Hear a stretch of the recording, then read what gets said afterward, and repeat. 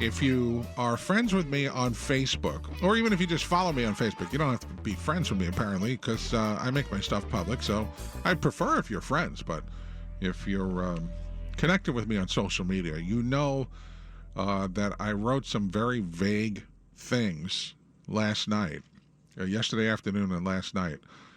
Something happened to me yesterday that's never happened to me before, and I actually was not going to discuss it at all. And then I talked to a friend of mine, actually the person involved, I'll tell you in a second. He said, you should talk about it.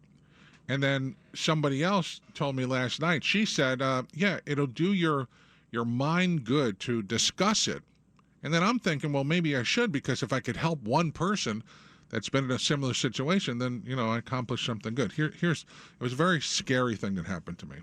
Remember I told you the other day I had something wrong with my car. I smelled the car burning. And I like a moron, I waited a week. I should have, as soon as you smell something, you should go in right away. Anyway, that waiting a week cost me an extra $500 on my car yesterday. I remember. That was weird. I remember you telling me that. Yeah, so I had to pick up the car yesterday. The problem is, when you go to pick up your car, you somehow got to get a ride to get there. So I called a buddy of mine. They told me my car was going to be ready at 4:15. So a friend of mine that works kind of close to where I live, I know he gets off work at 4. And I asked him, I said, hey, can you do me a favor? Can you drop me off at so-and-so, which is actually probably not even a mile from my house where they were working on the car? He says, absolutely. I should tell you that he's a deputy with the sheriff's office. Reason that's important is because he then said to me, listen, I'm going to run home and switch cars because there's no room in the police car. And I said, I don't want to say his name because I don't want to get him in trouble or anything. But I said, no, don't do that. Just come on over. I said, I'll just lay down in the back seat. And I literally planned on laying down in the back seat because I figured the cage in the back, where they put the prisoners is, comes back. There's not a lot of room. And because I'm 6'5", pretty big, it's tight. So he says, okay. So he comes over and he says, let's go. He opens the back door and I go to get in, and I didn't realize, because I've never been in the back of a police car before, that it's not like you would imagine where it's just a seat like you see on TV with the cage in front of you. In fact, it's a single seat with a wall to the left of you. So we get in the car and he closes the door, and we couldn't have even gone, I don't know, maybe not even 100 feet. And it's hot in there. And he rolls down the window. He says, yeah, I know it's hot back there. There's no air conditioning in the back. That's why I rolled down the window for you. And of course, the window has bars on it. So, and you look at the door, and the door is completely, you see this wall over here where it's just flat like that? That's what the wall looks like.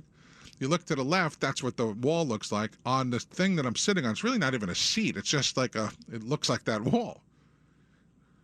So we couldn't have been in the car more than, I don't even think it was 2 minutes. And I started sweating. But it wasn't like when you're sweating because you're hot. It's like sweating because it's like a cold sweat. And then we went around the corner, and I think this whole thing that I'm telling you right now must have played out in less than 3 minutes. As we're going around the corner, I feel my heart is racing. I mean racing like as if I ran a 25-mile marathon. Like that would ever happen. But that's the feeling that I had. I felt like I was having a heart attack. And then we went a little bit further, and he stopped at a stop sign. And I said, you got to get me out of this car right now. And he starts laughing. I said, no, I'm serious. And then he jumped out of the car. He opened it. The first thing he said to me, he says, don't have a heart attack on me. I said, I feel like I'm having one right now. I feel my heart. He put his hand on my chest. And it was coming out of my chest. And I could tell right now I'm having those same feelings again just talking about it. So it was an intense experience. And I'm not exactly sure what happened other than it must have been a panic attack. And the thing that's so weird about it is I've never had a problem like this before. I've also never been in the back of a police car. I was going to say, is it just like pent-up guilt kicking in? No, there's no guilt. I mean, there was nothing to be guilty about. but it was very concerning to me because then he said, well, let's go, and I forgot. I mean, my mind was like in another place.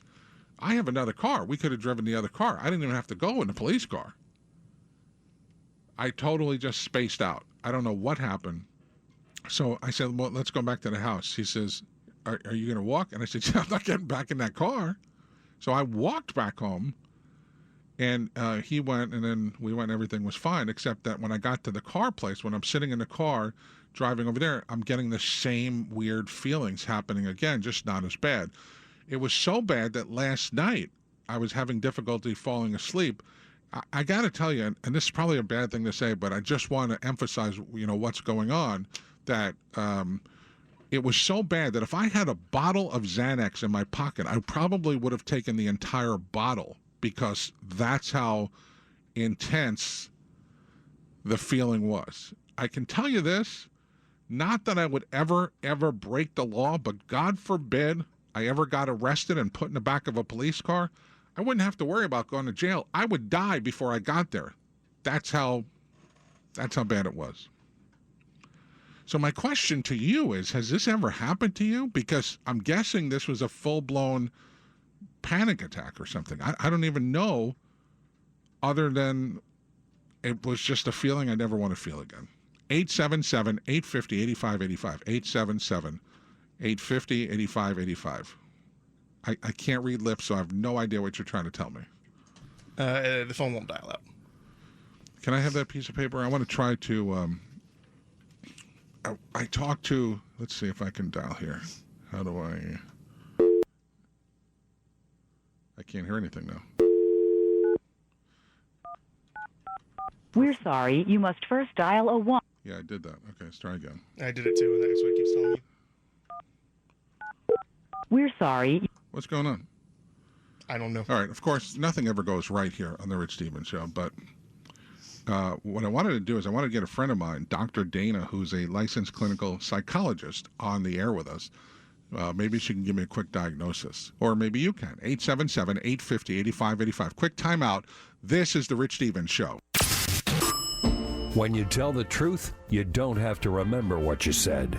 This is the Rich Stevens Show on News Talk 850 WFDL. All right, so we're talking about the situation that happened to me in the back of the police car yesterday. And I do want to point out that the deputy, let me make sure that I make this clear, the deputy was off duty when he transported me, or attempted to transport me, I should say.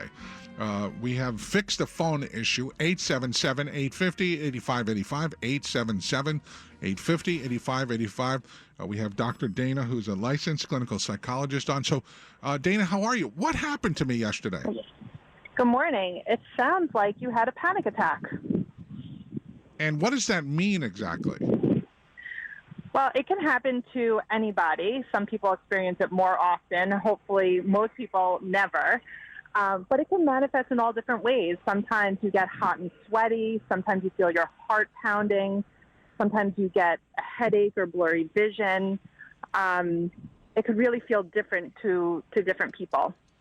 Well, it definitely felt everything that you just described and more. And I can feel this morning when I was getting ready for the show, I felt it coming on again, just thinking about how I'm going to talk about this on the radio. I'm okay right now, but that coming on again, is that the same thing? Am I having anxiety talking about or thinking about it? Yeah, it sounds like it certainly could be. A lot of times people kind of re-experience the same thing, even just by thinking or recalling a traumatic event like that. So how do I erase that from my memory? Is there a button I could press? Unfortunately, no. But there are things that you can do to help keep yourself calm.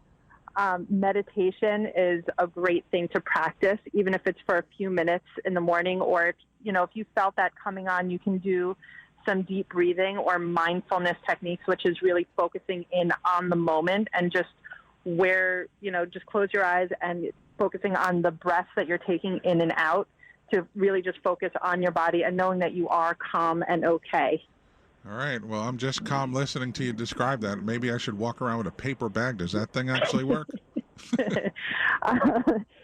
It can actually help, because when you do that, you're concentrating more on breathing just the oxygen that's in the bag instead of the carbon dioxide. Now I realized that I was in the back of the car where the prisoners sit in the police car. The front of the car where the cops sit with their uniforms on is the only difference there is, I mean, they're just as confined, except that they could open the door. I don't even know how those cops sit in those cars. You know, it's like a cockpit in a plane. I mean, it's so confined. I mean, you'd have to be, you know, it just seems odd. Yeah, one of the things that usually will spark a panic attack is when somebody feels trapped or that there's no way out. And I know when you and I were talking earlier, you explained the back of the cop car, the walls are smooth. You know that you can't reach over to the handle. You can't open up that window by yourself. And so you're really, you've lost any control over your environment. And lack of control is a huge contributing factor to the feeling of anxiety to begin with. But is it strange that even though in my mind I knew, obviously I was not a prisoner, this is a great friend of mine that's driving, that's sitting in the front seat. I'm not even going a half a mile, and I couldn't even make it probably 500 feet. Is there something wrong with me, or is this a common thing? I wouldn't say that there's anything wrong with you, but, you know, being that it did happen to you, it might, you know, take some time and some work thinking through what did spark that for you, because it could be something from your past, and it would be something different for anybody in that situation. Yeah, it was very, very strange. Dr. Dana, I appreciate your time. I know you're got a busy morning, so thanks for filling me in on the fact that this was like my first full-blown panic attack. I can't imagine people that go through this on a daily basis. Yeah, some people even get afraid. They think they're having a heart attack and wind up in the emergency room only to be told you're having anxiety. When he took me out of the car, I said, feel my chest. And he said, oh my God. He said, don't have a heart attack. I mean, that's what I felt like. I thought I was going to say, I need to go. The scary part is, God forbid I couldn't get back in the car to get to the hospital. Right. That's insane. Right. All right. Well, I'm glad you're feeling better. My pleasure to be on with you. Thank you, Dr. Dana. I do appreciate it very much, and have a good weekend. You too. Thanks so much. 877-850-8585. Is it Gene in West Palm Beach? How are you today?